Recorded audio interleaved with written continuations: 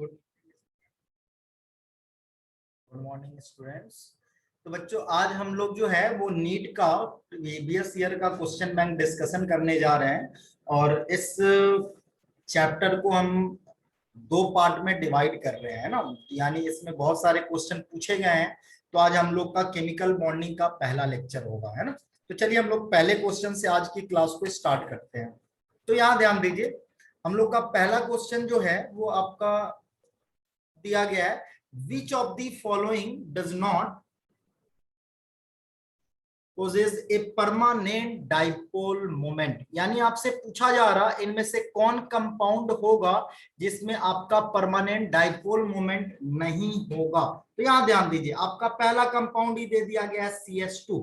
CH2 का ये structure होता है, हाइब्रिडाइजेशन आपका पता है, यहाँ पे कार्बन का sp है और ये यानी मॉलिक्यूल जो होगा वो लीनियर होगा। और बॉन्ड एंगल की बात करें तो बॉन्ड एंगल हमारा 180 डिग्री होगा।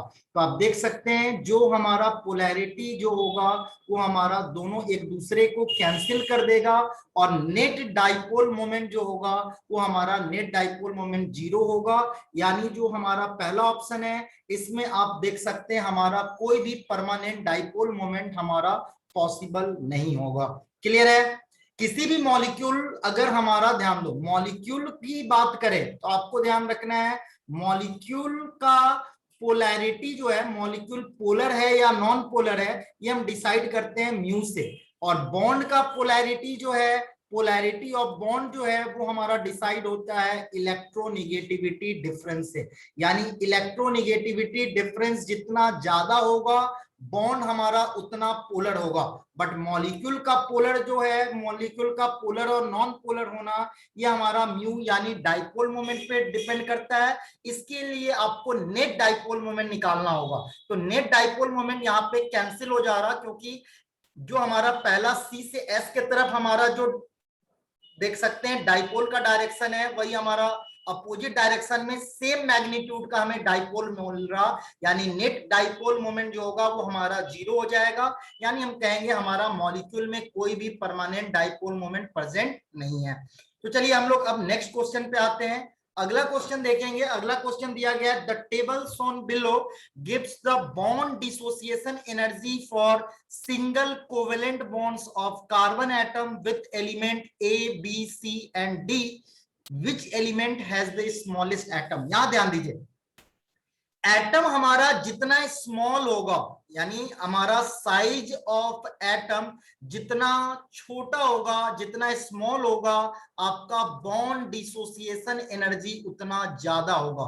सिंपल, अगर स्मॉल साइज का एटम होगा तो वो न्यूक्लियस के क्लोज होगा, और न्यूक्लियस के क्लोज होगा यानी दोनों एटम के बीच अट्रैक्शन ज्यादा होगा, तो उस बॉन्ड को ब्रेक करने में आपको एनर्जी भी ज्यादा देना होगा। अगर एटम का साइज बहुत लार्ज है यानी न्यूक्लियस से उसका दूसरे एटम का डिस्टेंस जो है वो बहुत ज्यादा है, तो बहुत ज्यादा डिस्टेंस है मतलब अट्रैक्टिव फोर्स कम होगा, और फोर्स अट्रैक्टिव फोर्स कम होगा यानी उस बॉन्ड को हम कम एनर्जी में ही ब्रेक कर सकते हैं। तो जितना एटम का साइज छोटा होगा हमें बॉन्ड को ब्रेक करने में उतना ज्यादा एनर्जी देना होगा, यानी बॉन्ड डिसोसिएशन एनर्जी ज्यादा होगा।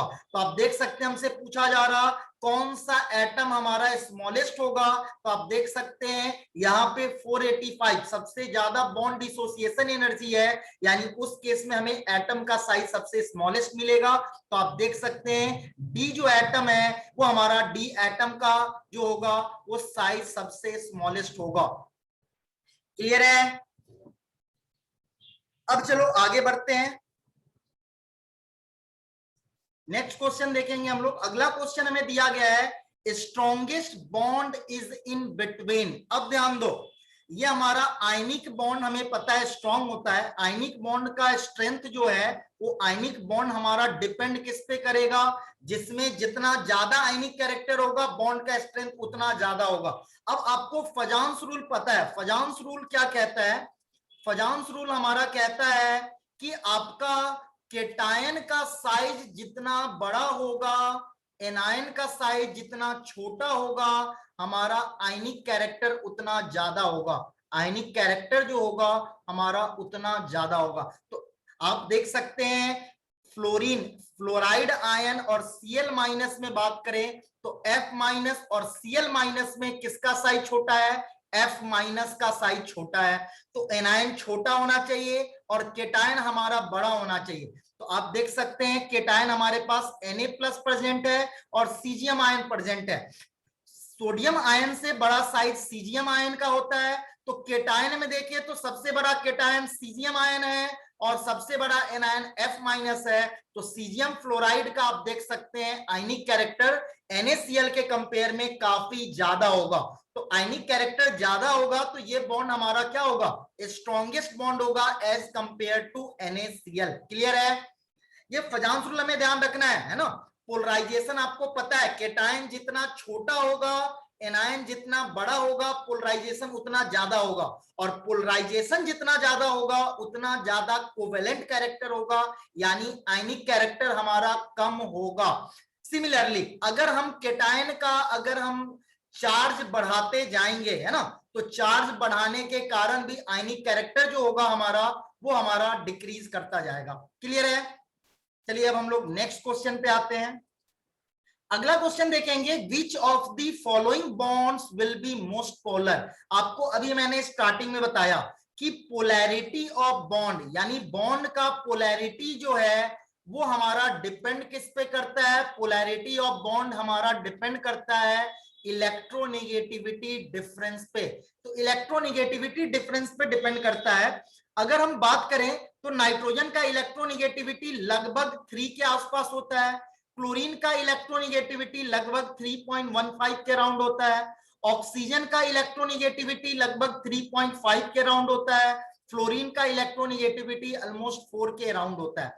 तो आप देख सकते हैं N और Cl के बीच का डिफरेंस, O और F के बीच का डिफरेंस, N और F के बीच का डिफरेंस। अगर हम देखें ये 4 एटम हमें दिया गया है, नाइट्रोजन क्लोरीन ऑक्सीजन फ्लोरीन, सबसे ज्यादा इलेक्ट्रोनेगेटिविटी फ्लोरीन का है और सबसे कम इलेक्ट्रोनेगेटिविटी नाइट्रोजन का है, यानी N और F के बीच में इलेक्ट्रोनेगेटिविटी डिफरेंस सबसे ज्यादा होगा, क्योंकि NF के केस में नाइट्रोजन सबसे कम इलेक्ट्रोनेगेटिव एटम है और फ्लोरीन हमारा मोस्ट इलेक्ट्रोनेगेटिव एटम है। तो दोनों के बीच जो होगा इलेक्ट्रोनेगेटिविटी का डिफरेंस वो सबसे ज्यादा होगा, और इलेक्ट्रोनेगेटिविटी डिफरेंस जितना ज्यादा होगा पोलैरिटी ऑफ बॉन्ड भी हमारा उतना ज्यादा होगा। तो आंसर जो होगा वो हमारा सिंपली सी हो जाएगा। क्लियर है? अब चलिए हम लोग अगले क्वेश्चन पे आते हैं। अगला क्वेश्चन देखिए क्या दिया गया है। अगला क्वेश्चन हमें कह रहा, in the structure of ClF3 the number of lone pairs of electrons on central atom Cl is। अब ध्यान दीजिए Cl के पास हमें पता है Cl के पास 7 इलेक्ट्रॉन होता है वैलेंस सेल में। Cl के पास हमारा जो है वो कितना इलेक्ट्रॉन वैलेंस सेल में होता है यार, 7 इलेक्ट्रॉन होता है वैलेंस सेल में। क्लियर है? अब यहां ध्यान दो, Cl के पास अगर हमारा 7 इलेक्ट्रॉन है हमारा वैलेंस सेल में, 3 इलेक्ट्रॉन फ्लोरीन के साथ बॉन्ड बनाने में चला जा रहा। हम आपको रफली स्ट्रक्चर बता रहे हैं, तो आप देख सकते हैं इसके पास 2 लोन पेयर होगा, क्योंकि 3 इलेक्ट्रॉन बॉन्ड बनाने में जा रहा, तो रिमेनिंग 4 इलेक्ट्रॉन में आपको 2 लोन पेयर मिलेगा। तो number of lone pairs of electron on central atom chlorine is जो होगा वो हमारा 2 लोन पेयर मिलेगा, क्योंकि क्लोरीन के पास वैलेंस सेल में 7 इलेक्ट्रॉन था और वैलेंस सेल का इलेक्ट्रॉन बॉन्ड बनाने में पार्टिसिपेट कर रहा, तो एक इलेक्ट्रॉन यहां बॉन्ड बनाने में चला गया, दूसरा इलेक्ट्रॉन यहां चला गया, तीसरा यहां चला गया। 4 जो इलेक्ट्रॉन बना वो हमारा 2 लोन पेयर, 4 इलेक्ट्रॉन, एक लोन पेयर में 2 इलेक्ट्रॉन होता है, तो 4 इलेक्ट्रॉन यानी 2 लोन पेयर हमारा क्लोरीन एटम पे बच जाएगा। तो बहुत सिंपल क्वेश्चन था, इसमें आपको सिंपली क्या करना होता है, बैलेंस इलेक्ट्रॉन को आप देख लें और कितने इलेक्ट्रॉन बॉन्ड बनाने में जा रहा, जो बच गया रिमेनिंग इलेक्ट्रॉन उसको हम लोन पेयर काउंट कर सकते हैं। तो चलिए हम लोग नेक्स्ट क्वेश्चन पे आते हैं। अगला क्वेश्चन देखिए क्या कह रहा, predict the correct order among the following. अब ध्यान दो, ये VSEPR valence shell electron pair repulsion theory, यानी VSEPR valence shell electron pair repulsion theory कहता है कि सबसे ज्यादा रिपल्सन जो है वो लोन पेयर रिपल्सन हमारा सबसे ज्यादा मिलता है, क्योंकि लोन पेयर का जो इलेक्ट्रॉन है वो हमारा सबसे फ्री होता है और वहां पे हमारा जो दो इलेक्ट्रॉन है वो सबसे ज्यादा रिपल्सन देता है। तो लोन पेयर इलेक्ट्रॉन रिपल्सन सबसे ज्यादा होगा, फिर हमारा loan pair bond pair repulsion होता है और सबसे कम रिपल्सन हमारा मिलता है बॉन्ड पेयर रिपल्सन के कारण। और इसी से हम ज्योमेट्री भी डिसाइड करते हैं, क्योंकि आपको पता है कोई भी कंपाउंड का ज्योमेट्री इस बात पे डिपेंड करेगा कि वो कंपाउंड हमारा कितना ज्यादा स्टेबल है, और स्टेबिलिटी जो है वो हमारा डिपेंड करेगा मिनिमम रिपल्सन पे, यानी कंपाउंड उस ज्योमेट्री को एक्सेप्ट करेगा जिस ज्योमेट्री के कारण हमें मिनिमम रिपल्सन फील हो। तो ये आपको आने वाले क्वेश्चन जो आपको आगे आएगा उसमें हम आपको ये चीज बताएंगे, जितना कम रिपल्सन होगा कंपाउंड उतना ज्यादा स्टेबल होगा, वही कंपाउंड का एक्सेप्टेबल ज्योमेट्री होगा।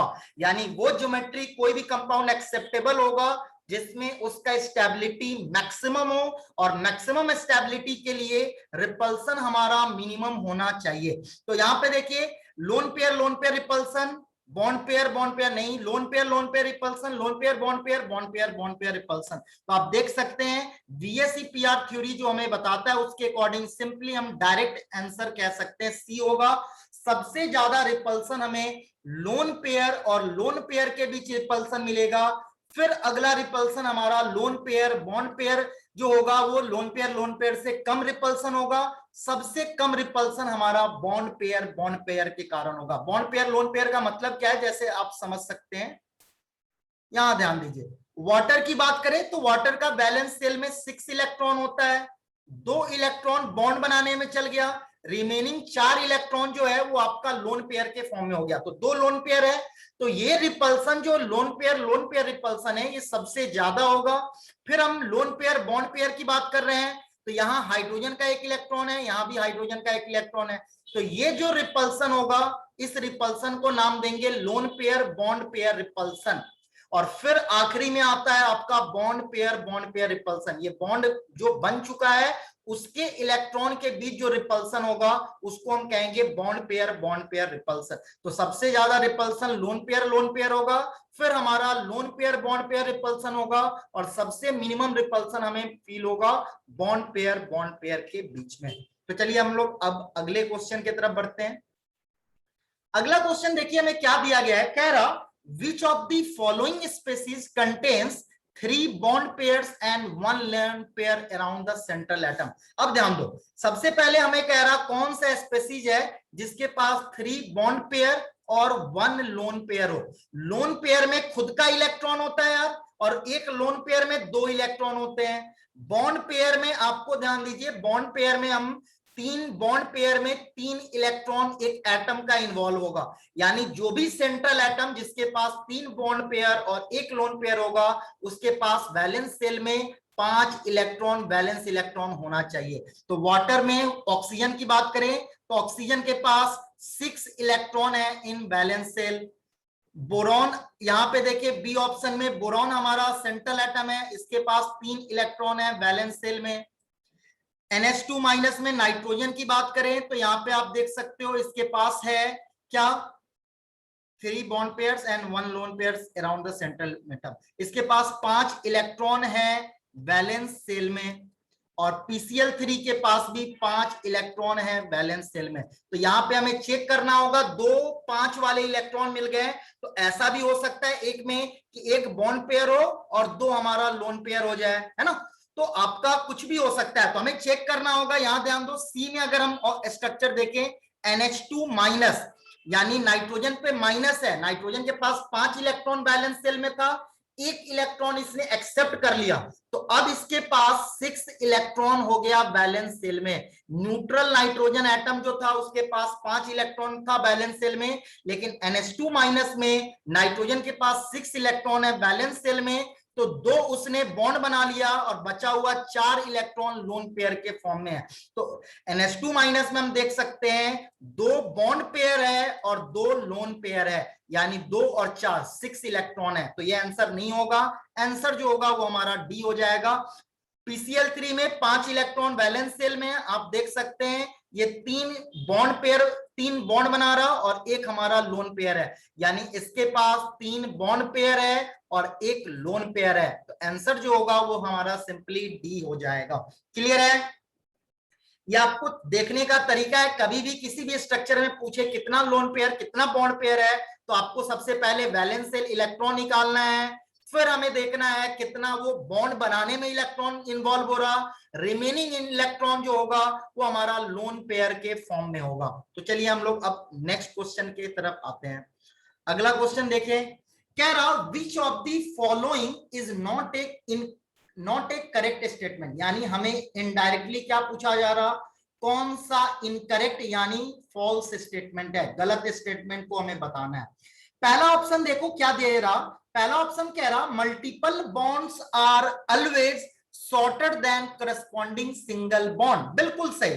अगर किसी भी एटम में ध्यान दो, बॉन्ड बनने का, बॉन्ड एक तरह का फोर्स होता है, बॉन्ड बन रहा है, बॉन्ड बढ़ रहा है, यानी उनके बीच फोर्स बढ़ रहा, और फोर्स बढ़ेगा तो एटम क्लोज आएगा, और एटम जब क्लोज आएगा तो उनके बीच का जो लेंथ होगा वो कम होता जाएगा। यानी हम कह सकते हैं कि बॉन्ड ऑर्डर हमारा इंक्रीज होगा तो बॉन्ड लेंथ हमारा डिक्रीज होगा, यानी मल्टीपल बॉन्ड और सिंगल बॉन्ड के कंपेयर में मल्टीपल बॉन्ड का बॉन्ड ऑर्डर ज्यादा होगा, तो बॉन्ड ऑर्डर ज्यादा होगा तो उसका बॉन्ड लेंथ छोटा होगा। तो ए स्टेटमेंट सही है।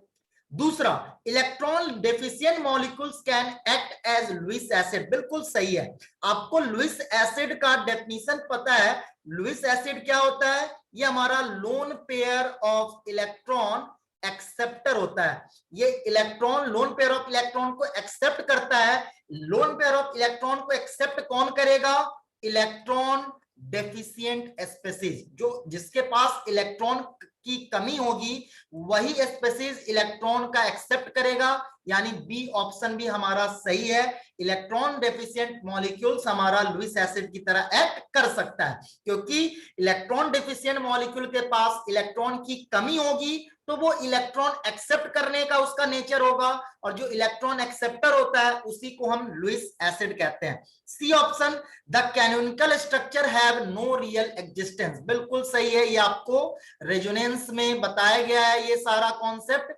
रेजोनेंस आपको कहता है जो हमारा रेजोनेंस हाइब्रिड होता है वो हमारा रियल होता है, जबकि कैनोनिकल स्ट्रक्चर हमारा इमेजिनरी होता है, इसका कोई रियल एग्जिस्टेंस नहीं होता है। अब यानी डी बच गया तो डी आंसर होगा, लेकिन उसको चेक कर लेते हैं। डी ऑप्शन को कह रहा every AB5 molecule does in fact have square pyramidal structure. नहीं, अगर AB5 मॉलिक्यूल का हमें तीन तरह का पॉसिबल स्ट्रक्चर मिल सकता है। पहला, trigonal bipyramidal, trigonal bipyramidal, sorry bipyramidal, फिर आपको जो दिया गया स्क्वायर पिरामिडल, स्क्वायर पिरामिडल, और साथ में हमें सिंपल प्लेनर पेंटागन मिल सकता है, पेंटागोनल स्ट्रक्चर मिल सकता है ना। तो ये सारे पॉसिबल है AB5 मॉलिक्यूल का। तो किस तरह का हमें स्ट्रक्चर मिलेगा वो हमारा डिपेंड करेगा किस तरह का कंडीशन है, लेकिन ये कहना कि हमेशा AB5 मॉलिक्यूल का स्ट्रक्चर स्क्वायर पिरामिडल होगा, ये स्टेटमेंट हमारा फॉल्स है, गलत है। इसलिए जो आंसर होगा वो हमारा सिंपली डी हो जाएगा। क्लियर है? चलिए फिर आगे बढ़ते हैं। अगला क्वेश्चन देखिए क्या दिया गया है, which of the following is not isostructural with SiCl4। अब ध्यान दो, SiCl4 जो है उसका हमें सिंपल अगर आइसोस्ट्रक्चरल देखना है, SiCl4 की बात करें तो ये हमारा सिंपल टेट्राहेड्रल स्ट्रक्चर है, इसका टेट्राहेड्रल स्ट्रक्चर है।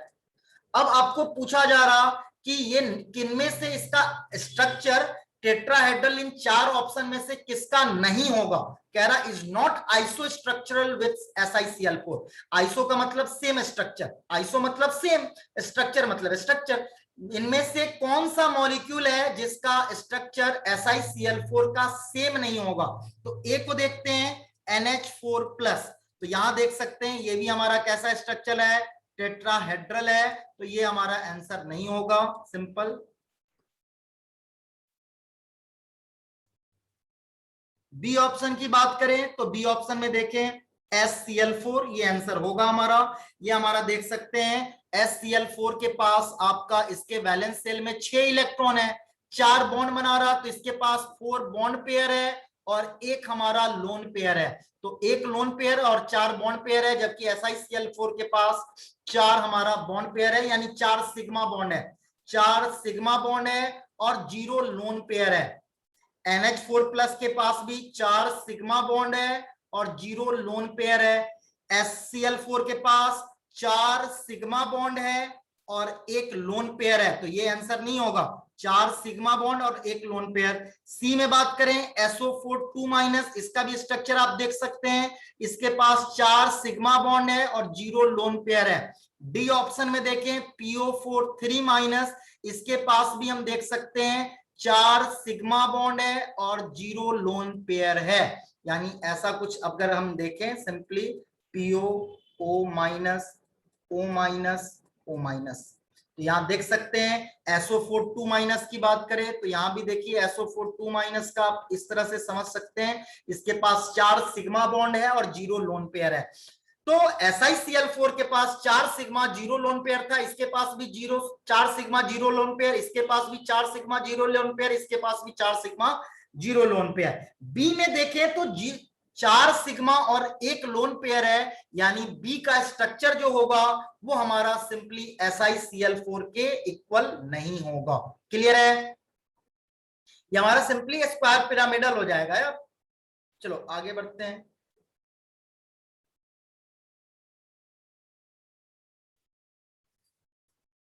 अगले क्वेश्चन पे आते हैं। अगला क्वेश्चन कह रहा in which of the molecules all the bonds are not equal.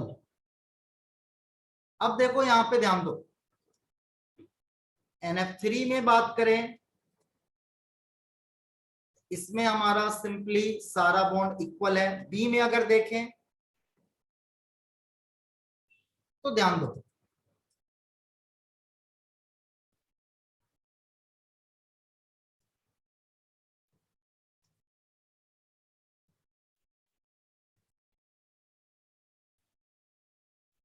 तो जो एक्सियल और इक्वेटोरियल बॉन्ड होता है वो दोनों बॉन्ड लेंथ सेम नहीं होता।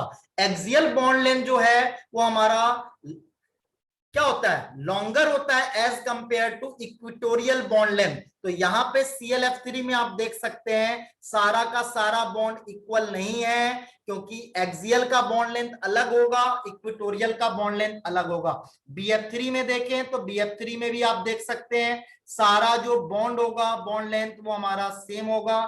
AlF3 के केस में भी सारा बॉन्ड लेंथ जो होगा हमारा सेम होगा।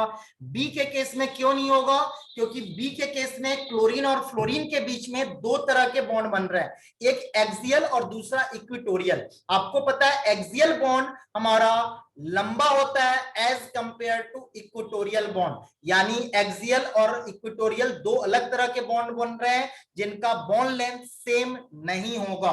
क्लियर है? क्लियर है हीरो? चलिए आगे बढ़ते हैं, नेक्स्ट क्वेश्चन देखेंगे हम लोग। अगला क्वेश्चन दिया जा रहा विच of the following molecules has trigonal planar geometry. अब देखो ट्राइगोनल प्लेनर ज्योमेट्री की बात करें तो ए के बारे में देख सकते हैं, BF3 को अगर हम देखें सिंपली तो आप देख सकते हैं 3 सिग्मा बॉन्ड और 0 लोन पेयर है। इसका ज्योमेट्री कैसा होगा, ट्राइगोनल प्लेनर ज्योमेट्री होगा, तो ए आंसर होगा। बी को देखें NH3, तो NH3 में हम देखें तो ये सिंपल पिरामिडल ज्योमेट्री इसका आ रहा, क्योंकि इसके पास 3 सिग्मा बॉन्ड प्लस एक लोन पेयर है, यानी इसका ज्योमेट्री जो होगा वो पिरामिडल होगा। सी ऑप्शन को देखते हैं PCl3, जो हमारा NH3 का है सेम ज्योमेट्री PCl3 का होगा।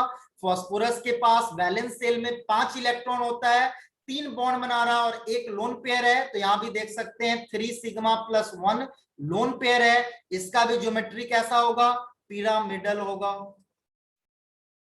डी ऑप्शन को चेक कर लें IF3 की अगर हम बात करें, यहां ध्यान दो, तो ये हमारा टी शेप होगा,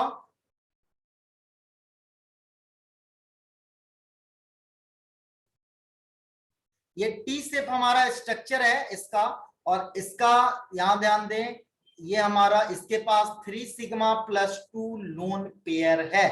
तो 3 सिग्मा और 2 लोन पेयर है, तो हमें पता है इसका स्ट्रक्चर टी शेप होगा। ये हमारा पिरामिडल, ये पिरामिडल, इसके पास 3 सिग्मा बॉन्ड है और 0 लोन पेयर है, तो 3 सिग्मा और 0 लोन पेयर होगा, तो ज्योमेट्री जो होता है वो हमारा ट्राइगोनल प्लेनर ज्योमेट्री होता है। तो ए आंसर हमारा हो जाएगा, BF3 जो होगा उसका ज्योमेट्री ट्राइगोनल प्लेनर ज्योमेट्री होगा। नेक्स्ट आगे बढ़ते हैं, अगला क्वेश्चन देखेंगे। कह रहा in a regular octahedral molecule MX6 the number of XMX bond at 180 degree is. अब ध्यान दो, M अगर हम ऑक्टाहेड्रल को बनाए सिंपली, तो यहां देखो X X X, यहां पे आप देखें ये हमारा यहां X और यहां पे X, तो आप देख सकते हैं 180 डिग्री XMX का हमें देखना है। एक ये होगा 180 डिग्री एंगल, एक आप देख सकते हैं यहाँ पे ये हमारा X, ये भी हो जाएगा 180 डिग्री एंगल, और फिर आप देख सकते हैं साथ में हमारा ये हमारा 180 डिग्री एंगल होगा। तो आप यहां देख सकते हैं हमें 3 मिल रहा ऐसा XMX का जो बॉन्ड एंगल है वो हमारा XMX बॉन्ड एंगल हमें 180 डिग्री मिल रहा। ऐसा कितना मिल रहा? 3 बॉन्ड हमें ऐसा मिल रहा, यानी जो आपका प्लेन के ऊपर और जो प्लेन के नीचे है उसके बीच हमारा बॉन्ड एंगल 180 डिग्री है, और जो 2 डायगोनल है उनके बीच भी हमारा 180 डिग्री एंगल है। तो आप देख सकते हैं टोटल बॉन्ड एंगल जो हमारा 180 डिग्री वाला बॉन्ड एंगल वाला 3 एंगल मिलेगा, यानी आपका सिंपली आंसर जो होगा वो ए हो जाएगा। इसमें आपको ये पूछा जा रहा था कि ऑक्टाहेड्रल के केस में कितने ऐसे एंगल XMX हमारा बॉन्ड एंगल मिलेगा जिसका बॉन्ड एंगल हमारा 180 डिग्री हो। तो ऐसा 3 एंगल मिलेगा, 3 हमारा एंगल मिल रहा जिसका बॉन्ड एंगल हमारा कितना है 180 डिग्री। तो चलिए आगे हम बढ़ते हैं सिंपली, अगला क्वेश्चन हम देखेंगे। अगला क्वेश्चन में कह रहा इन PO4 3- ion the formal charge on each oxygen atom and PO bond order respectively are। यहां ध्यान दो, सबसे पहले अगर हम इसका स्ट्रक्चर देखें तो इसके 4 रेजोनेटिंग स्ट्रक्चर होंगे यार। ये पहला रेजोनेटिंग स्ट्रक्चर है, ये हमारा दूसरा रेजोनेटिंग स्ट्रक्चर होगा,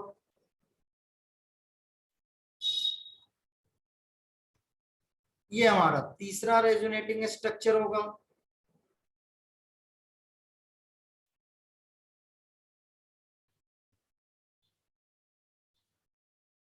और ये हमारा चौथा रेजोनेटिंग स्ट्रक्चर होगा।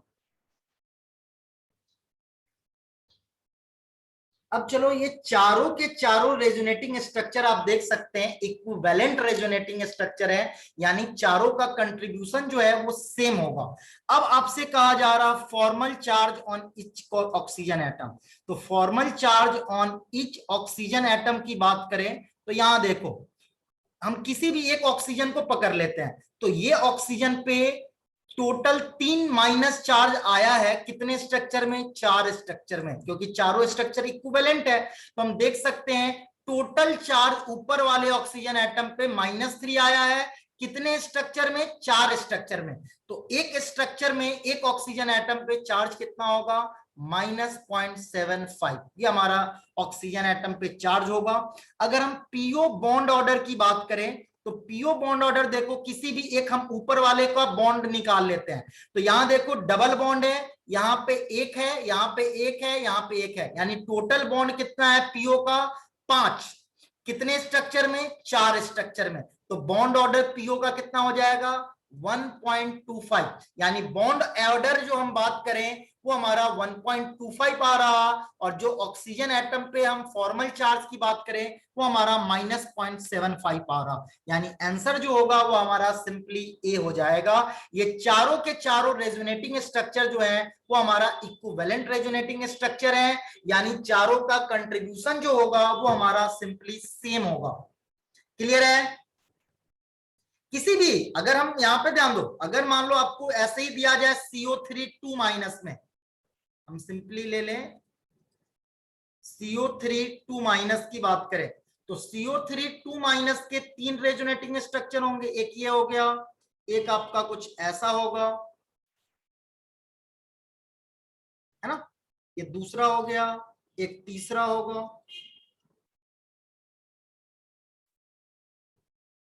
तो 3 रेजोनेटिंग स्ट्रक्चर है। अब आपको पूछा जाता है formal charge on oxygen atom, तो आप देख सकते हैं ऊपर वाले किसी एक को पकड़ लें, ऊपर वाले या लेफ्ट वाले या राइट नीचे में किसी को पकड़ लें। ऊपर वाले को हम देखते हैं तो टोटल चार्ज ऑक्सीजन पे -2 आया, कितने स्ट्रक्चर में, 3 पे।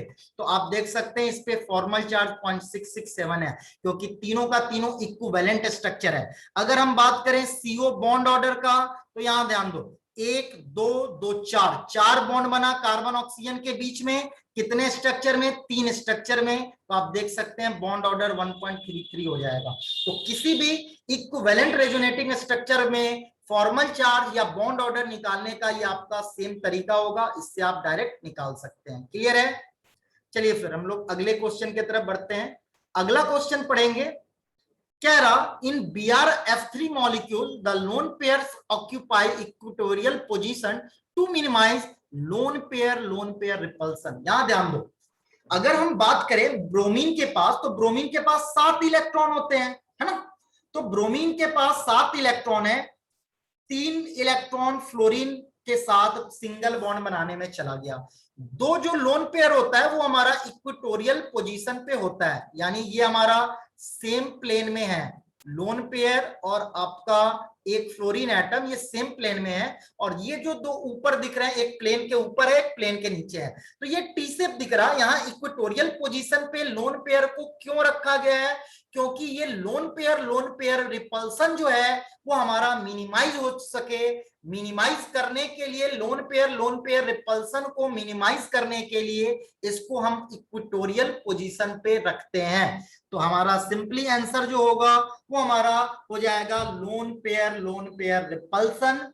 यहां ध्यान दीजिए, अगर मोस्ट एप्रोप्रिएट की बात करें तो यहां पे जो आंसर होगा, यहां पे ध्यान दीजिए, वो हमारा होगा, सॉरी यहां पे मैंने ऑप्शन देखा नहीं था, तो यहां पे ध्यान दीजिए ऑक्यूपाई पोजीशन टू मिनिमाइज, तो हम कह सकते हैं loan pair repulsion and lone pair bond pair repulsion. क्योंकि ध्यान दो, अगर हमें सिर्फ लोन पेयर रिपल्सन को मिनिमाइज करना होता तो हम लोन पेयर को 180 डिग्री एंगल पे रखते हैं। 120 डिग्री एंगल से ज्यादा अप्रोप्रिएट होता ना कि हम 180 डिग्री एंगल पे रख देंगे, तो लोन पेयर रिपल्सन हमारा मिनिमम हो जाएगा।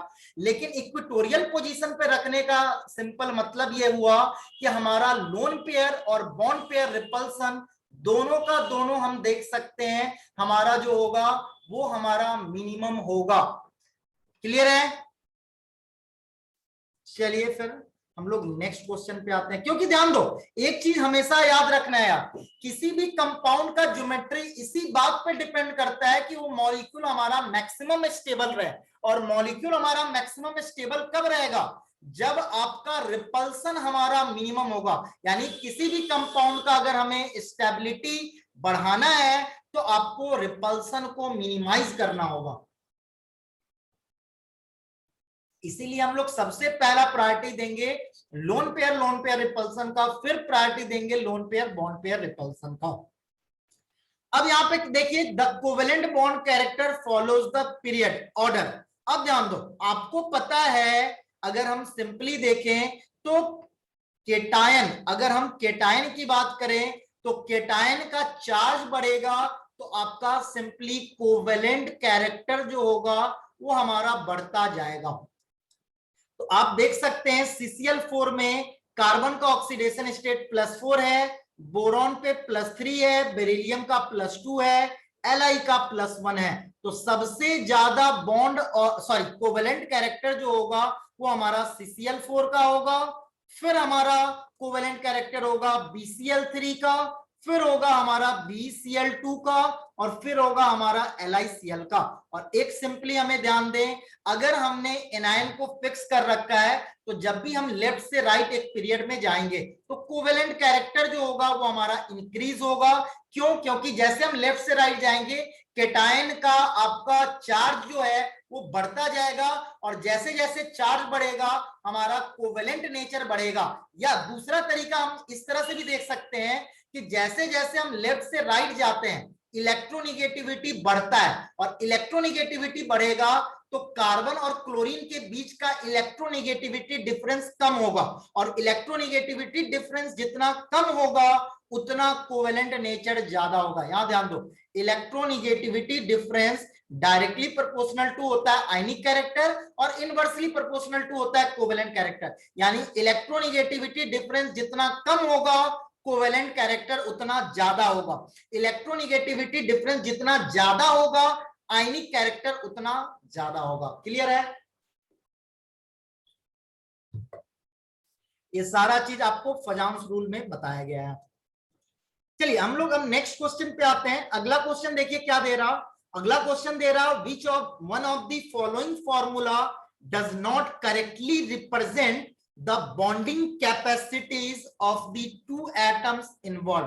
तो यानी यहां पूछा जा रहा इनमें से कौन सा फॉर्मूला है जो हमारा करेक्टली एटम के बॉन्ड कैपेसिटीज को रिप्रेजेंट नहीं कर रहा। तो आप सिंपली सीधा देख सकते हैं डी हमारा होगा, क्योंकि आप यहां देख सकते हैं ये कार्बन की अगर बात करें तो आपको पता है कार्बन जो है वो उसका मैक्सिमम कोवेलेंसी कितना है, मैक्सिमम कोवेलेंसी इसका 4 होता है, लेकिन यहाँ पे 5 बॉन्ड बना रहा, क्योंकि कार्बन सेकेंड पीरियड का एलिमेंट होता है, और सेकेंड पीरियड के एलिमेंट के पास 2 सबसेल होता है 2s और 2p, यानी कार्बन मैक्सिमम 8 इलेक्ट्रॉन रख सकता है, और इसीलिए ये अपना वैलेंसी को एक्सपैंड नहीं कर सकता, और कार्बन अपना मैक्सिमम कोवैलेंसी जो है वो 4th शो करता है। लेकिन यहाँ पे हम इस कार्बन को देख सकते हैं ये 5 बॉन्ड बना रहा, यानी ये हमारा जो फॉर्मूला दिया गया है ये करेक्टली रिप्रेजेंट नहीं कर रहा। तो आंसर जो होगा वो हमारा सिंपली डी हो जाएगा। क्लियर है? चलिए फिर हम लोग अगले क्वेश्चन पे आते हैं। अगला क्वेश्चन देखेंगे, in NO3 minus the number of bond pair and lone pair of electrons on nitrogen atom are. अब देखो NO3 माइनस का पहले स्ट्रक्चर लिखते हैं। ये हमारा NO3 माइनस का स्ट्रक्चर है यार। नाइट्रोजन के पास 5 इलेक्ट्रॉन था, 2 इलेक्ट्रॉन यहाँ है, 1 इलेक्ट्रॉन यहाँ है और 2 इलेक्ट्रॉन यहाँ है। तो यहाँ आप देख सकते हैं नाइट्रोजन का 5वां इलेक्ट्रॉन इन्वॉल्व हो गया। अब आप देख सकते हैं कि इसके पास कितने बॉन्ड पेयर है, तो ऑक्सीजन का यहाँ 1 इलेक्ट्रॉन है, 1 इलेक्ट्रॉन यहाँ है, 1 ऑक्सीजन का यहाँ पे है। तो आप देख सकते हैं 1 2 3 4 बॉन्ड पेयर इलेक्ट्रॉन है नाइट्रोजन के पास।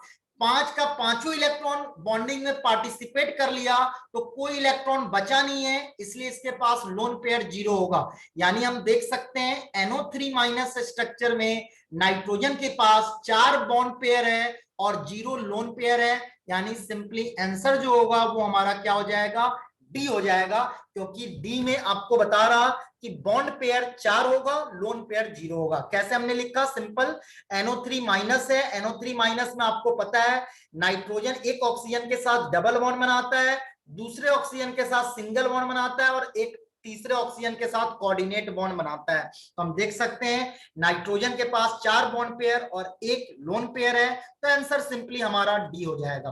तो चलिए अगले क्वेश्चन की तरफ बढ़ते हैं। अब कह रहा, in which of the following bond angle is maximum. अब यहां ध्यान दो, ए को देखें, NH3 है, ये हमारा कुछ पिरामिडल स्ट्रक्चर होगा, और इसका अगर बॉन्ड एंगल की बात करें तो ये 109 डिग्री 28 मिनट से छोटा होगा due to lone pair bond pair repulsion. B में बात करें तो नाइट्रोजन पे प्लस चार्ज है, यहां देखें H H H H। यहां पे देखें तो ये हमारा सिंपली टेट्राहेड्रल स्ट्रक्चर है, और यहाँ पे आप देख सकते हैं हमारा बॉन्ड एंगल जो है वो हमारा 109 डिग्री 28 मिनट है। सी ऑप्शन में देखें PCl3, तो यहाँ देखें PCl3 में भी देख सकते हैं यहाँ पे आपका loan pair bond pair repulsion होगा तो स्ट्रक्चर हमारा पिरामिडल होगा, और इसका भी आप देख सकते हैं बॉन्ड एंगल जो होगा वो हमारा 109 डिग्री 28 मिनट से छोटा होगा। फोर्थ ऑप्शन SCl2, यहां ध्यान दो। SCl2 की बात करें तो यहां देखो, यहाँ पे इसके पास दो लोन पेयर है, तो इसके पास सबसे ज्यादा रिपल्सन होगा, है ना, इसका रिपल्सन सबसे ज्यादा होगा। तो ये भी हमारा, ये हमारा क्या है, बेंट स्ट्रक्चर है, और बॉन्ड एंगल इसका बाकी से सबसे छोटा होगा। तो आप देख सकते हैं in which of the following bond angle is maximum, तो मैक्सिमम बॉन्ड एंगल बी में होगा। क्यों? क्योंकि यहां ध्यान दो, इसके पास 4 हमारा सिग्मा बॉन्ड है और 0 लोन पेयर है, इसके पास 3 सिग्मा बॉन्ड है और 1 लोन पेयर है, इसके पास 3 सिग्मा बॉन्ड है, 1 लोन पेयर है, इसके पास 2 सिग्मा बॉन्ड है और 2 लोन पेयर है। तो आप देख सकते हैं सिग्मा प्लस लोन पेयर का जो सम है वो सारे केस में 4 है, और लोन पेयर और सिग्मा बॉन्ड का सम अगर सेम हो तो बॉन्ड एंगल हमारा इनवर्सली प्रोपोर्शनल टू होता है नंबर ऑफ लोन पेयर, यानी लोन पेयर का रिपल्सन ज्यादा होगा तो बॉन्ड हमारा अंदर के तरफ आएगा, और बॉन्ड हमारा अंदर के तरफ आएगा, यहां देखो रिपल्सन ये होगा तो बॉन्ड हमारा अंदर के तरफ आएगा, तो बॉन्ड एंगल हमारा छोटा होता जाएगा। तो सबसे ज्यादा रिपल्सन हमारा डी में लगेगा, फिर हमारा ए और सी में लगेगा, और हमें ए बी में किसी भी लोन पेयर का रिपल्सन नहीं होगा क्योंकि इसके पास लोन पेयर है ही नहीं। तो हमारा सिंपली आंसर जो होगा वो हमारा बी हो जाएगा। बी केस में बॉन्ड एंगल जो होगा वो हमारा मैक्सिमम होगा। चलिए फिर हम लोग नेक्स्ट क्वेश्चन पे बढ़ते हैं। अगला क्वेश्चन देखेंगे, among the following which compound will show the highest lattice energy. यहां ध्यान दो, लैटिस एनर्जी की बात अगर हम करें तो लैटिस एनर्जी जो है, यहां देख सकते हैं चारों केस में एनायन हमारा सेम है, तो लैटिस एनर्जी हमारा इनवर्सली प्रोपोर्शनल टू होता है साइज ऑफ केटायन, क्योंकि यहां पे आप देख सकते हैं मैग्नीट्यूड ऑफ के charge, magnitude of charge on cation ये हमारा सेम है, केटायन का मैग्नीट्यूड चार्ज का सेम है, एनायन का आप देख सकते हैं सेम एनायन है विद सेम चार्ज।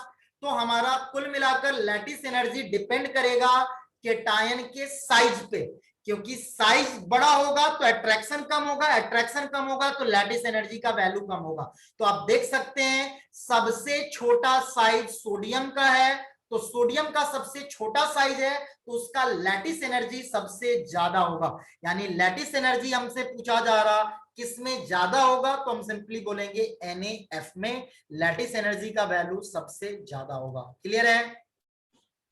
चलिए फिर अगले क्वेश्चन पे आते हैं। नेक्स्ट क्वेश्चन दे रहा, the BCl3 is a planar molecule whereas NCl3 is pyramidal. तो ध्यान दो, बोरॉन के पास 3 इलेक्ट्रॉन था वैलेंस सेल में, 3 बॉन्ड बना लिया, इसके पास सिर्फ 3 सिग्मा बॉन्ड है और 0 लोन पेयर है, तो इसका हम देख सकते हैं ये हमारा, इसका ज्योमेट्री जो होगा वो हमारा सिंपल स्ट्रक्चर ट्राइगोनल प्लेनर हो जाएगा। अगर हम NCl3 की बात करें तो यहां ध्यान दो, NCl3 में नाइट्रोजन के पास 5 इलेक्ट्रॉन है, 3 इलेक्ट्रॉन बॉन्ड बनाने में चला गया, 1 लोन पेयर है, तो इसके पास 3 सिग्मा और 1 लोन पेयर है, और इसी लोन पेयर के कारण इसका जो शेप है वो हमारा पिरामिडल है। तो यहां ध्यान दीजिए, आपको ऑप्शन पूछा जा रहा, nitrogen atom is smaller than boron atom, BCl3 has no lone pair but NCl3 has a lone pair of electrons, बिल्कुल बी आंसर। पिरामिडल शेप का रीजन क्या है? Lone pair. तो NCl3 के पास लोन पेयर है जबकि BCl3 के पास lone pair नहीं है, इसलिए इसका ज्योमेट्री जो होगा वो हमारा ट्राइगोनल प्लेनर होगा, जबकि NCl3 का ज्योमेट्री जो होगा वो हमारा पिरामिडल है, और पिरामिडल का रीजन सिंपली क्या है? Lone pair of electrons. Clear है?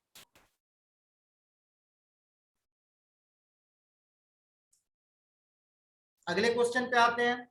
अगला क्वेश्चन दिया गया है, which of the following is the correct order of dipole moment. अब देखो 4 मॉलिक्यूल हमें दिया गया है, हम वाटर को लेते हैं,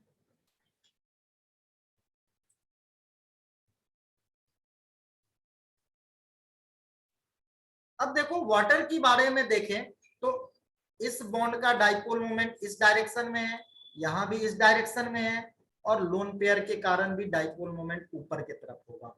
अगर हम सिंपली NH3 की बात करें तो यहां ध्यान दो,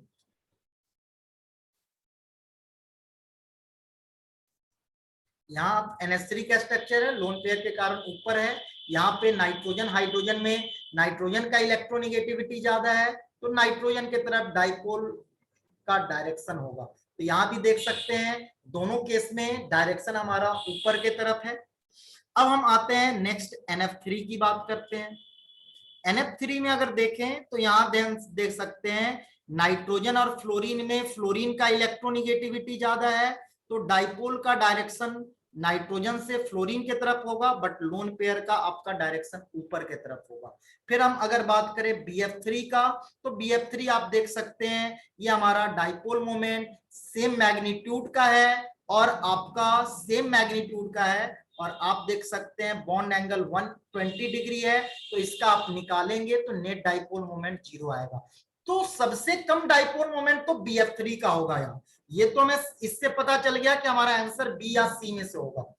अब दूसरा बात, अगर हम बात करें वाटर और NH3 का डाइपोल मोमेंट NF3 से ज्यादा होगा, क्योंकि वाटर और NH3 का डाइपोल मोमेंट सबका सारा डाइपोल का डायरेक्शन एक डायरेक्शन में है ऊपर की तरफ, लेकिन NF3 में कुछ ऊपर की तरफ है और कुछ नीचे की तरफ है। तो हम देख सकते हैं उसके बाद NF3 होगा, सबसे ज्यादा H2O होगा, क्योंकि इसका ऑक्सीजन और हाइड्रोजन का इलेक्ट्रोनिगेटिविटी डिफरेंस ज्यादा है और लोन पेयर का नंबर भी इसमें ज्यादा है, तो इसका डाइपोल मोमेंट NH3 से भी ज्यादा होगा।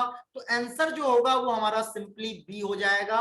सबसे ज्यादा डाइपोल मोमेंट वाटर का होगा, फिर NH3 का होगा, फिर NF3 का होगा, फिर BF3 का होगा। NH3 और NF3 में NH3 का डाइपोल मोमेंट क्यों ज्यादा है? क्योंकि आप देख सकते हैं कि NH3 के केस में सारे डाइपोल का डायरेक्शन एक डायरेक्शन में है, जबकि NF3 के केस में अपोजिट कुछ अपोजिट अलग अलग डायरेक्शन में डाइपोल मोमेंट है, तो वो एक दूसरे को कैंसिल करेंगे और कैंसिल करने के कारण नेट डाइपोल का वैल्यू NH3 के कंपेयर में छोटा हो जाएगा। क्लियर है? एक चीज यहां पे ध्यान दीजिए, हम अगर डाइपोल के बारे में अगर सिंपल बताएं, अगर हमारा कोई भी स्ट्रक्चर, अगर हमारा सेम एटम सराउंडिंग एटम है और कोई लोन पेयर नहीं है और सराउंडिंग एटम सेम है, तो ये हर केस में डाइपोल मोमेंट 0 होगा।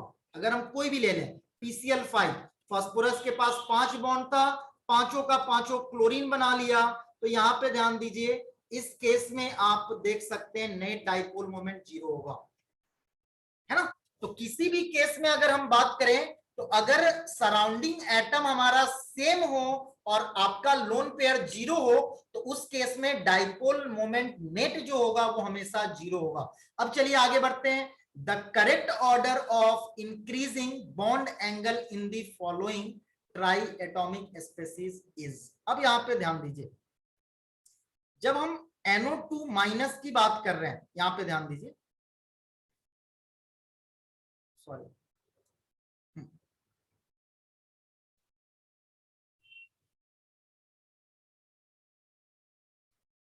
तो यहां ध्यान दीजिए NO2 माइनस कुछ ऐसा हो गया हमारा। अगर NO2 प्लस की बात करें तो NO2 प्लस कुछ ऐसा होगा हमारा, क्योंकि नाइट्रोजन के पास 5 इलेक्ट्रॉन था, एक चला गया तो 4 बचा, 2 यहां पे इन्वॉल्व हुआ और 2 कोऑर्डिनेट बॉन्ड में इन्वॉल्व हो गया, तो ये हमारा NO2 प्लस हुआ। यहाँ पे 5 था, एक माइनस आ गया तो 6 इलेक्ट्रॉन हो गया, तो 2 यहाँ पे 2 कोऑर्डिनेट बॉन्ड में 2 लोन पेयर, तो ये आप देख सकते हैं बेंट स्ट्रक्चर है ना। ये हमारा सिंपली बेंट स्ट्रक्चर है यार। ये हम देख सकते हैं लीनियर है, लीनियर है तो बॉन्ड एंगल कितना होगा 180 डिग्री होगा। फिर हम आते हैं NO2 पे। NO2 का स्ट्रक्चर देखिए, NO2 में यहाँ पे ध्यान दीजिए डबल बॉन्ड है, कोऑर्डिनेट बॉन्ड है और नाइट्रोजन के पास एक इलेक्ट्रॉन है। तो ध्यान दीजिए लोन पेयर का रिपल्सन ज्यादा होगा as compare to single electron, तो ये रिपल्सन ज्यादा होगा तो इस केस में बॉन्ड एंगल छोटा होगा, इस केस में बॉन्ड एंगल क्या होगा ज्यादा होगा, इसमें छोटा होगा क्योंकि रिपल्सन ज्यादा है, यहां पे रिपल्सन कम है तो बॉन्ड एंगल क्या होगा ज्यादा होगा। सबसे ज्यादा बॉन्ड एंगल किसका होगा NO2 प्लस का, NO2 प्लस का सबसे ज्यादा होगा। फिर हमारा NO2 का होगा और सबसे कम NO2 माइनस का होगा। NO2 प्लस का सबसे ज्यादा क्यों? क्योंकि आप देख सकते हैं कोई लोन पेयर नहीं है और N के सराउंडेड में 2 एटम है, लीनियर स्ट्रक्चर है, बॉन्ड एंगल 180 है। ये हमारा बेंट है 180 से कम है, ये भी बेंट है 180 से कम है। लेकिन अगर हम देखें तो इन दोनों में अंतर क्या है? यहाँ पे 2 इलेक्ट्रॉन हमारा रिपल्सन देगा, यहाँ पे सिंगल इलेक्ट्रॉन देगा, तो इसका रिपल्सन कम होगा, इसका रिपल्सन ज्यादा होगा।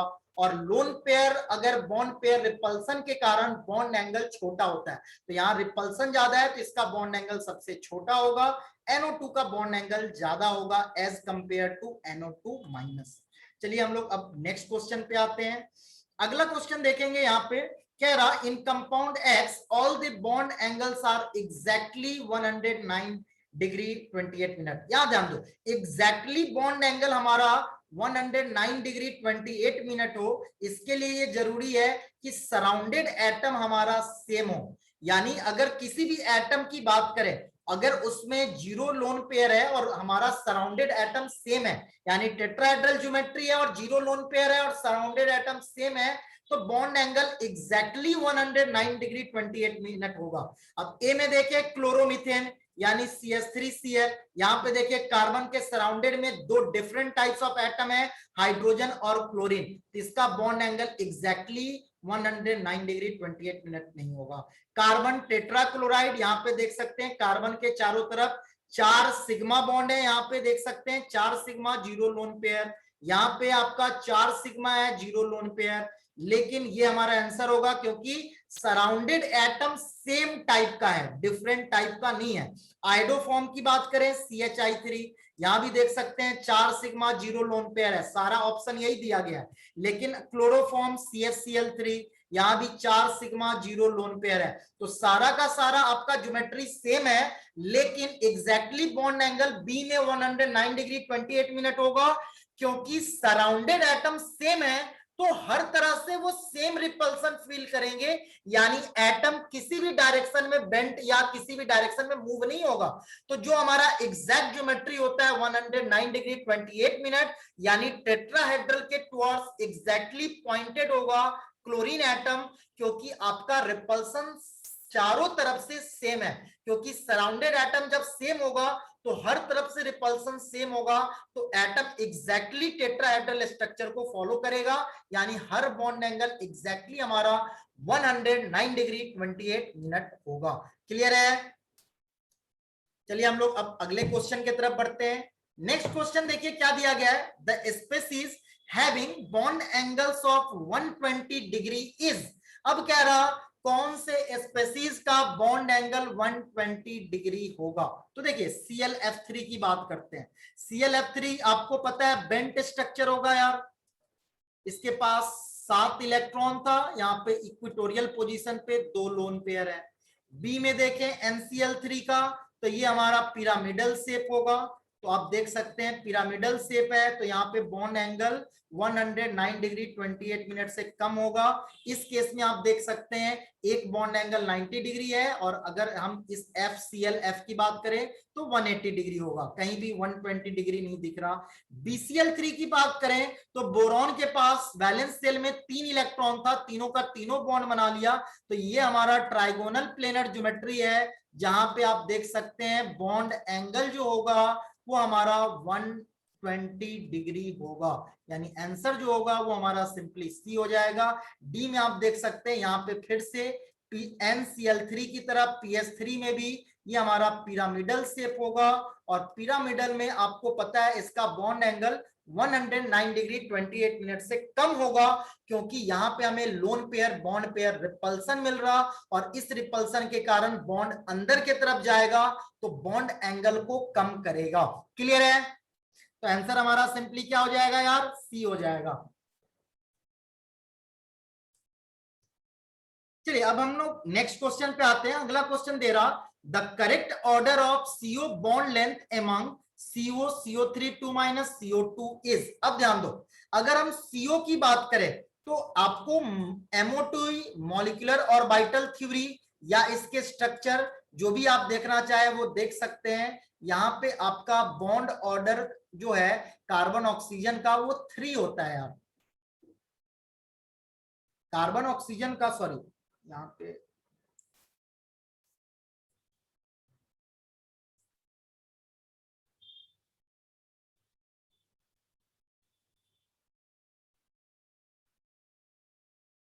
तो कार्बन ऑक्सीजन का बॉन्ड ऑर्डर हमारा यहाँ पे 3 होता है। CO2 की बात करें तो CO2 में आपको स्ट्रक्चर पता है, सिंपली ये CO2 होता है, यहाँ कार्बन ऑक्सीजन का बॉन्ड ऑर्डर आप देख सकते हैं 2 होगा। अगर हम CO3 2 माइनस की बात करें तो इसका एग्जांपल आज हम दिए ही थे, ये हमारा CO3 माइनस है, इक्विवेलेंट रेजोनेटिंग स्ट्रक्चर है, तो बॉन्ड ऑर्डर आपको पता है 4/3 यानी 1.33 होगा। तो आपको पूछा जा रहा बॉन्ड लेंथ, आपको पता है bond order inversely proportional to होता है बॉन्ड लेंथ, यानी जिसका बॉन्ड ऑर्डर सबसे ज्यादा है उसका बॉन्ड लेंथ सबसे कम होगा। तो सबसे कम बॉन्ड लेंथ CO का होगा। सबसे कम बॉन्ड ऑर्डर किसका है? CO3 2 माइनस का, उसका बॉन्ड लेंथ सबसे ज्यादा होगा। और बीच का बॉन्ड ऑर्डर है CO2 का, तो उसका बॉन्ड लेंथ बीच का होगा। तो CO3 2 माइनस का बॉन्ड ऑर्डर सबसे कम, बॉन्ड लेंथ सबसे ज्यादा। CO का बॉन्ड ऑर्डर सबसे ज्यादा, बॉन्ड लेंथ सबसे कम। तो आंसर जो ऑर्डर होगा वो हमारा CO, CO2, CO3 2 माइनस, यानी आंसर जो होगा वो हमारा सिंपली सी हो जाएगा। तो ये क्वेश्चन हमारा बेस्ड था बॉन्ड ऑर्डर के रिलेशन पे, क्योंकि हमें पता है अगर बॉन्ड ऑर्डर हमारा बढ़ेगा तो बॉन्ड ऑर्डर बढ़ने का मतलब अट्रैक्शन बढ़ेगा, तो एटम्स क्लोज आएगा, और क्लोज आएगा तो उनके बीच का जो डिस्टेंस है, लेंथ है, इक्विलिब्रियम लेंथ है, वो हमारा डिक्रीज करेगा, यानी बॉन्ड लेंथ का वैल्यू डिक्रीज करता जाएगा जैसे जैसे हमारा बॉन्ड ऑर्डर इंक्रीज होगा। क्लियर है? अब हम लोग नेक्स्ट क्वेश्चन पे आते हैं। अगला क्वेश्चन दे रहा, the electronegativity difference between N and F is greater than that between nitrogen and hydrogen, yet the dipole moment of NH3 is larger than that of NF3. This is because, आपको पहले ही हमने बताया NH3 के case में क्या है, अगर हम डाइपोल की बात करें तो ये डाइपोल का हम जो डायरेक्शन है वो डायरेक्शन हमारा सेम डायरेक्शन में सारा डाइपोल का डायरेक्शन है, जबकि NF3 के केस में हम अगर देखें तो डाइपोल का हमारा डायरेक्शन जो है वो अपोजिट डायरेक्शन में आ रहा, और इसीलिए नेट डाइपोल मोमेंट NF3 में कम होगा एज कंपेयर टू NH3। तो यहां पे पढ़ें, in NH3 the atomic dipole and bond dipole are in, atomic dipole इसकी बात कर रहा, बॉन्ड डाइपोल की इसकी बात कर रहा, are in the opposite direction, whereas in NF3 these are in the same direction. उल्टा बोल रहा, इन NH3 as well as in NF3 the atomic dipole and bond dipole are in same direction, wrong statement. In NH3 the atomic dipole and bond dipole are in the same direction, whereas in NF3 these are in opposite direction। तो आप देख सकते हैं atomic dipole bond dipole opposite direction में NF3 के case में, जबकि NH3 के केस में एटॉमिक डाइपोल और बॉन्ड डाइपोल का डायरेक्शन सेम है, इसलिए इसका नेट डाइपोल मोमेंट जो होगा NH3 का वो ज्यादा होगा किससे? NF3 के कंपेयर में, क्योंकि NH3 के केस में बॉन्ड डाइपोल और एटॉमिक डाइपोल दोनों का डायरेक्शन सेम है, जबकि NF3 के केस में दोनों का डायरेक्शन अपोजिट है। क्लियर है? चलिए हम लोग अब नेक्स्ट क्वेश्चन पे आते हैं। अगला क्वेश्चन दिया जा रहा, consider the molecule CH4 NH3 H2O which of the given statement is false. अब यहाँ पे ध्यान देंगे, पहले हम लोग स्ट्रक्चर लिख लेते हैं यार। CH4 की बात करें तो यहां ध्यान दो, CH4 में अगर हम बात करें तो यहां आप देख सकते हैं 4 सिग्मा और 0 लोन पेयर है ना। हाइब्रिडाइजेशन sp3 होगा, स्ट्रक्चर हम देख सकते हैं टेट्राहेड्रल है। अब चलो NH3 की बात करें, NH3 में आप देख सकते हैं एक लोन पेयर है और 3 हमारा बॉन्ड बन रहा, इसके पास 3 सिग्मा और 1 लोन पेयर है, यानी इसका sigma plus lone pair of electron का सम जो है वो सेम है, तो हाइब्रिडाइजेशन भी सेम होगा। वाटर की बात करें तो वाटर के पास वैलेंस शेल में 6 इलेक्ट्रॉन था, 2 बॉन्ड बनाया तो 2 लोन पेयर बच गया, इसके पास 2 सिग्मा और 2 लोन पेयर है, तो इसका भी देख सकते हैं हाइब्रिडाइजेशन sp3 है। तो तीनों का हाइब्रिडाइजेशन sp3 है, लेकिन हमें पता है कि जैसे जैसे लोन पेयर बढ़ेगा बॉन्ड एंगल छोटा होता जाएगा, यानी हम कह सकते हैं बॉन्ड एंगल जो होगा हमारा CH4 के केस में वो ज्यादा होगा किसके? के कंपेयर में, NH3 के कंपेयर में, और NH3 का बॉन्ड एंगल जो होगा वो वाटर से ज्यादा होगा, क्योंकि वाटर में लोन पेयर ज्यादा है तो ज्यादा रिपल्सन होगा, और लोन पेयर जब रिपल्सन होगा तो बॉन्ड हमारा अंदर की तरफ मूव करेगा, तो बॉन्ड एंगल का वैल्यू डिक्रीज करता जाएगा। अब ये हमारे पास रिलेशन आ चुका है, इसके बेसिस पे हमें चारों स्टेटमेंट में चेक करना है कौन सा स्टेटमेंट हमारा फॉल्स है।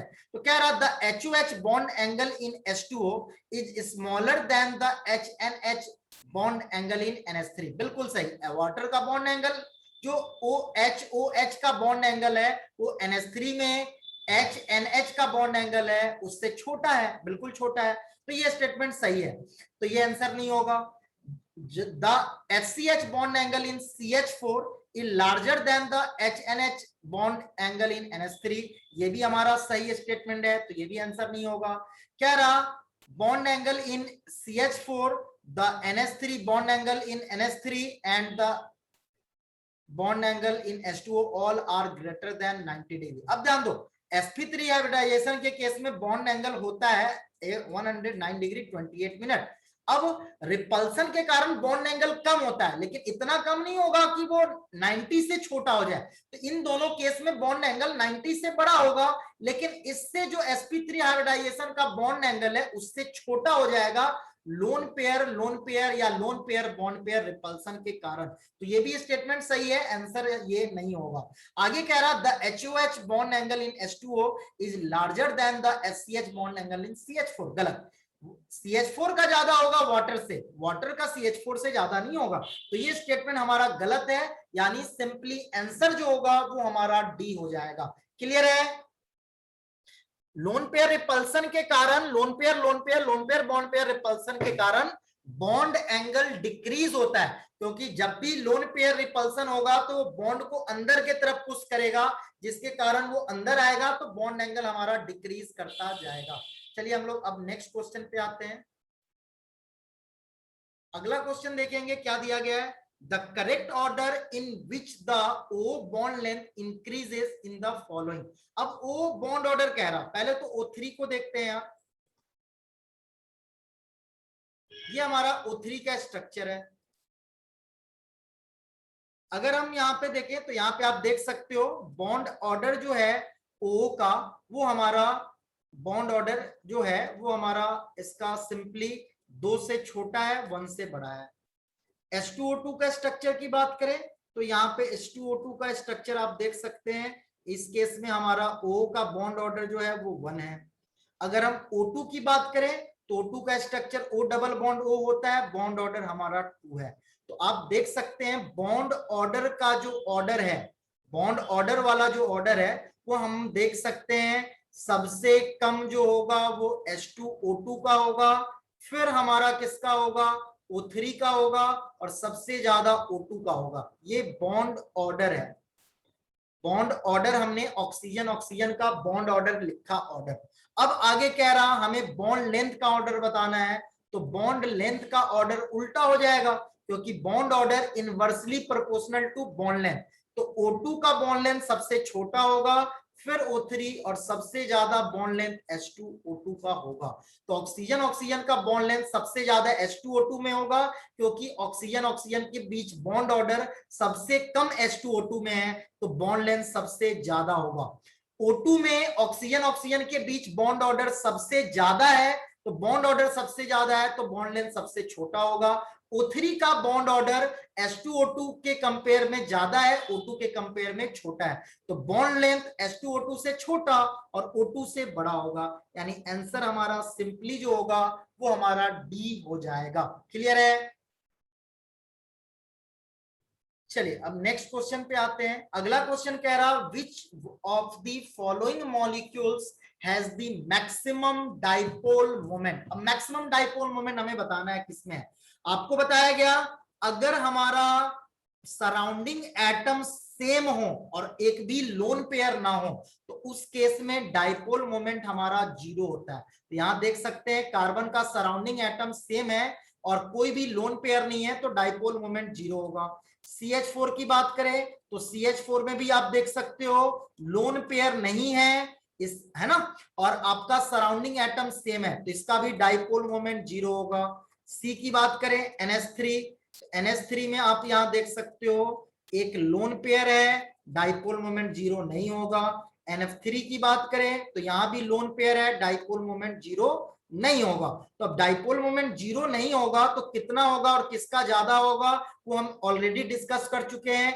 नाइट्रोजन में NH3 में एटॉमिक डाइपोल और बॉन्ड डाइपोल का डायरेक्शन सेम है। NF3 के केस में एटॉमिक डाइपोल और बॉन्ड डाइपोल का डायरेक्शन अपोजिट है, इसलिए NH3 का डाइपोल मोमेंट NF3 के डाइपोल मोमेंट से ज्यादा होगा। तो NH3 का डाइपोल मोमेंट सबसे ज्यादा होगा, यानी आंसर हमारा सी हो जाएगा। ए और बी जो है वो हमारा सिंपली 0 है तो वो तो लोएस्ट डाइपोल मोमेंट है। सी और डी में देखना था तो सी और डी में सी क्यों होगा, क्योंकि उसमें एटॉमिक और बॉन्ड डाइपोल का डायरेक्शन सेम है, जबकि NF3 के केस में ये डायरेक्शन आप देख सकते हैं एटॉमिक डाइपोल और बॉन्ड डाइपोल दोनों का जो डायरेक्शन है वो बिल्कुल अपोजिट है और इसलिए नेट डाइपोल मोमेंट हमारा कम हो जाएगा। अब यहां पे देखिए कह रहा the correct sequence of increasing covalent character is represented by.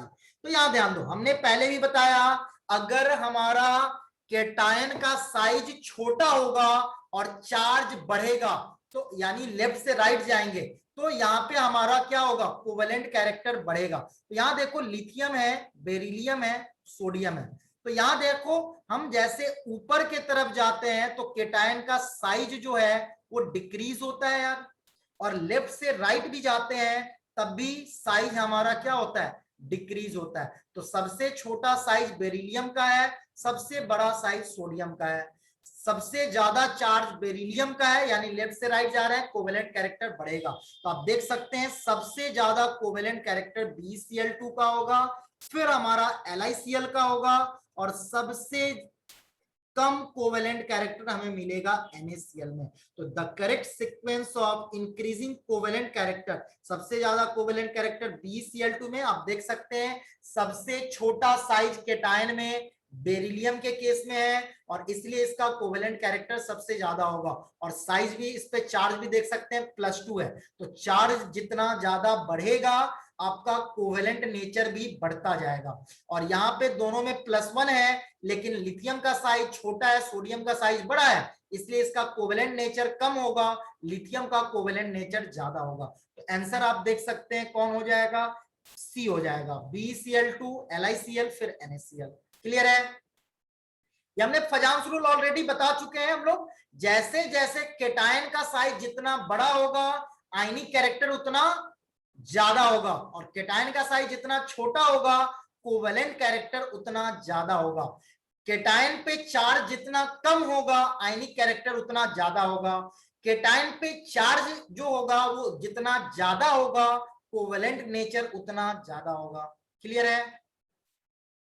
चलिए फिर हम लोग अगले क्वेश्चन पे आते हैं। नेक्स्ट क्वेश्चन देखेंगे, विच of the following molecule would have a permanent dipole. यहां ध्यान दो, हमने फिर आपको वही कॉन्सेप्ट बताया, अगर हमारा सराउंडिंग जो एटम है अगर वो हमारा सेम है ना,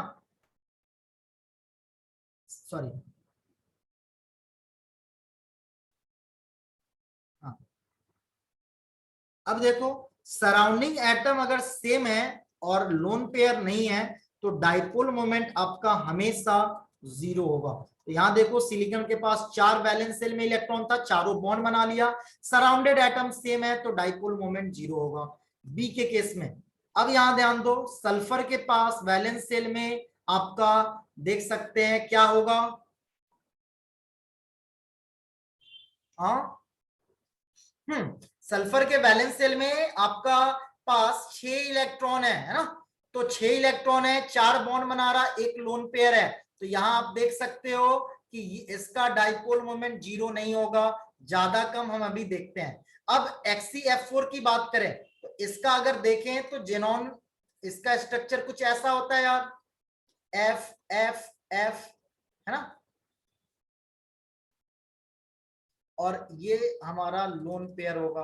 तो आप देख सकते हैं एटॉमिक डाइपोल एक दूसरे को कैंसिल कर रहा और बॉन्ड डाइपोल भी एक दूसरे को कैंसिल कर रहा, तो इस केस में भी डाइपोल मोमेंट जीरो होगा। यहाँ पे डाइपोल मोमेंट जीरो नहीं हो रहा। डी केस में देखिए तो बोरॉन के पास वैलेंस शेल में 3 इलेक्ट्रॉन था और तीनों का तीनों बॉन्ड बना रहा, कोई लोन पेयर नहीं है, तो यहाँ भी डाइपोल मोमेंट जीरो होगा। यानी आंसर जो होगा वो हमारा सिंपली बी होगा, क्योंकि ए, सी और डी तीनों केस में डाइपोल मोमेंट का वैल्यू जीरो है, जबकि बी केस में डाइपोल मोमेंट का वैल्यू जो है वो हमारा जीरो नहीं है। क्लियर है? इसका अगर बात करें यहाँ पे ध्यान दो तो बी का स्ट्रक्चर आप कुछ देख सकते हैं, यहाँ पे कुछ ऐसा है।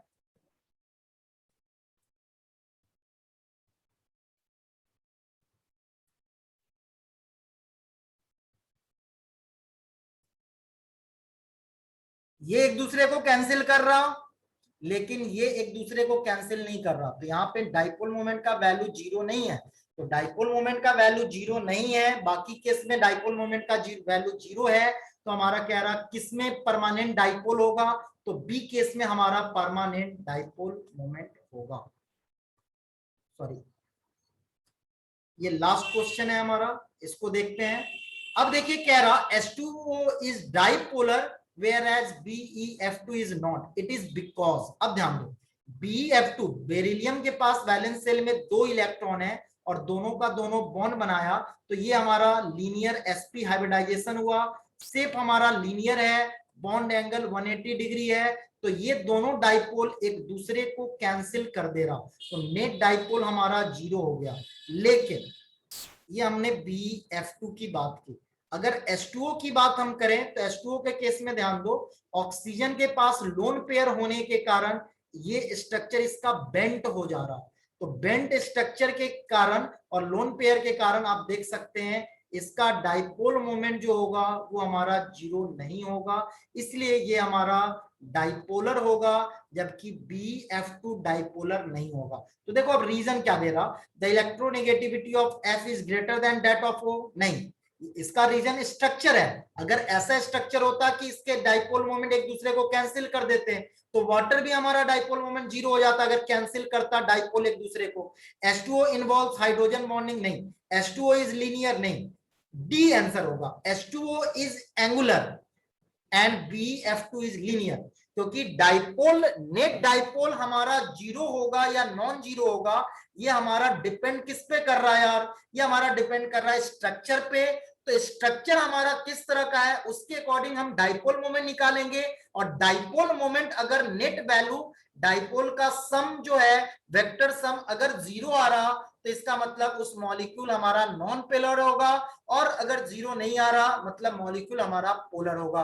तो वाटर का बेंड शेप होने के कारण वाटर के पास हमारा एटॉमिक डाइपोल और बॉन्ड डाइपोल दोनों हमारा सेम डायरेक्शन में आ रहा, जिसके कारण वाटर के केस में डाइपोल मोमेंट जीरो नहीं होगा। लेकिन BeF2 के केस में B से F का और अगले दूसरा B से F का जो डाइपोल है दोनों अपोजिट डायरेक्शन में है और मैग्नीट्यूड सेम है, तो दोनों डाइपोल एक दूसरे को कैंसिल कर देंगे और इसलिए नेट डाइपोल का वैल्यू जो है वो जीरो आ जाएगा। क्लियर है? तो चलिए आज की क्लास को हम लोग यहीं पे रोकते हैं। आशा करता हूं आपको वीडियो पसंद आया होगा। बेटा अगर पसंद आए तो आप हमारे टेलीग्राम चैनल, यूट्यूब चैनल है ना, इंस्टाग्राम सबको फॉलो कर सकते हैं, जिसमें हम लोग आपको मटेरियल या किसी भी जो इंफॉर्मेशन है जो आपके 11th क्लास 12th या नीट या बोर्ड है ना, या फिर जेई मेन एडवांस से रिलेटेड किसी तरह का इंफॉर्मेशन होगा मटेरियल से रिलेटेड, आप वहां पे देख सकते हैं, पढ़ सकते हैं, समझ सकते हैं। तो इसके लिए जरूर आप हमारे इंस्टाग्राम चैनल को फॉलो करें और अगर आपको हमारा वीडियो पसंद आ रहा तो आप कमेंट करें, इससे हमें थोड़ा प्रोत्साहन मिलता है। Thank you.